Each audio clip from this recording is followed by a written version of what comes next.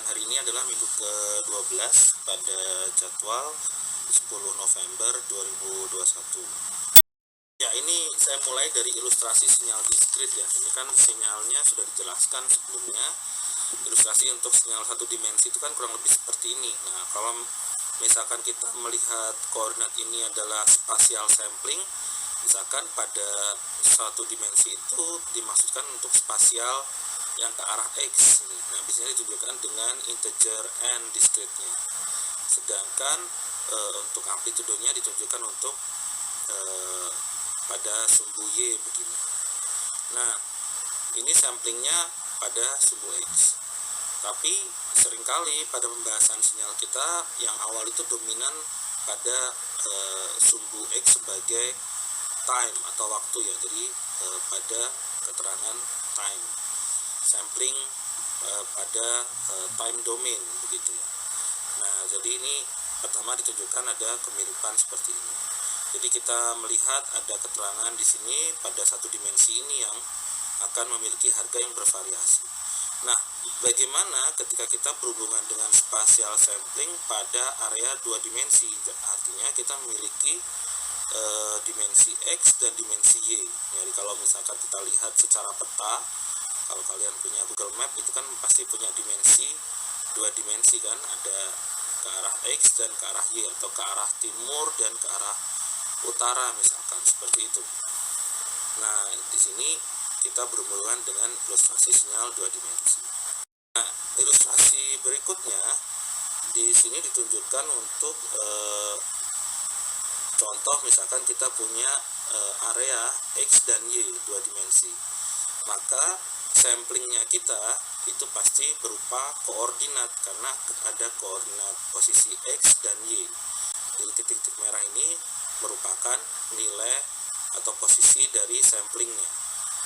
Nah, ini kalau distribusinya rapi seperti ini. Kadang-kadang ada sampling yang distribusinya tidak rapi begitu ya. Tapi ini sebagai idealisme ilustrasi dari satu dimensi yang juga rapi secara integer, ini kita juga bisa tunjukkan secara dua dimensi yang rapi juga secara integernya. Jadi ini contohnya untuk spatial domain.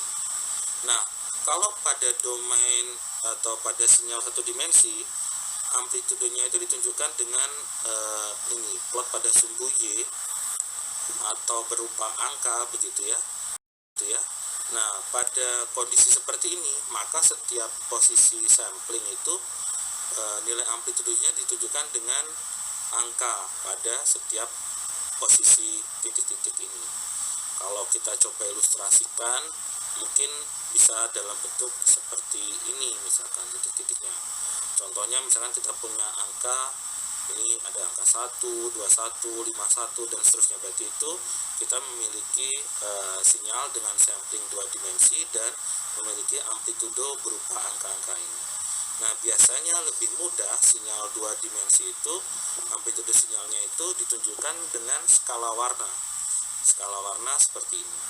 Nah, ini saya buat dengan Excel ya. Jadi ini gambarnya mungkin kalau saya mewakili satu titik ini dalam bentuk blok kotak begini, ini angka 1, ini saya gambarkan yang rendah itu dengan warna merah, sedangkan yang tinggi misalkan pada kisaran 98 ini dengan warna hijau. Bisa juga warnanya saya balik, yang rendah hijau, yang tinggi yang merah gitu juga bisa. Nah, di antaranya itu ada warna kuning dan orange dan hijau muda. Nah, di sini kita bisa menunjukkan pola-pola dari amplitudo pada domain dua dimensi. Nah, mungkin keterangan sumbu X dan Y di sini kita coba hilangkan untuk penyederhanaan saja. Tetapi kalau misalkan kita lihat seperti ini, berarti kita cenderung akan menghadapi dalam bentuk peta begitu. Nah, dari gambar-gambar ini berarti kita akan melihat piksel-piksel ini kalau semakin detail, mungkin kita berhubungan dengan gambar ya kan. Jadi sinyal di dua dimensi itu seringkali orang juga dalam melakukan pengolahan data tidak hanya untuk pengolahan sinyal digital, tetapi cenderung mungkin dalam untuk pengolahan image digital ya kan. Kalau misalkan kita lihat image yang kita dapat itu juga merupakan skala warna dari amplitudo yang berbeda-beda. Nah, itu adalah ilustrasi untuk sinyal 2 dimensi. Jadi sekarang kalau kita melihat gambar atau kontur, itu nanti bisa jadi kita berhubungan dengan sinyal 2 dimensi. Nah, bagaimana ini bisa menjadi kontur? Tentu saja di mata kuliah yang lain masing-masing mahasiswa sudah mempelajari tentang bentuk sinyal 2 dimensi dalam bentuk kontur. Nah, jadi gambar kiri ini masih sama seperti yang tadi ya, skala warna begitu dengan angka-angka amplitudo dengan koordinat sampling pada titik tengahnya begitu. Nah, kalau kita coba buat kontur dengan interval 10, di sini kan ada saya tarik garis 10, yang 20 saya tarik warna orange, kemudian ini lebih agak kuning, yang 30 kemudian agak hijau muda, ya ini 40, kemudian yang 50 ini udah mulai hijau lumut. Nah, kemudian mungkin yang hijau tua ini 60. Nah, kurang lebih ini kita punya bentuk-bentuk kontur. Nah, di sini berarti kita berhubungan dengan pola-pola dari sinyal 2 dimensi.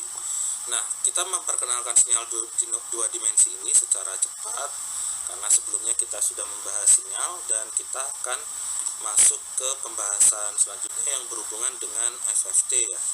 Mungkin dari saya cukup sekian, terima kasih atas perhatiannya.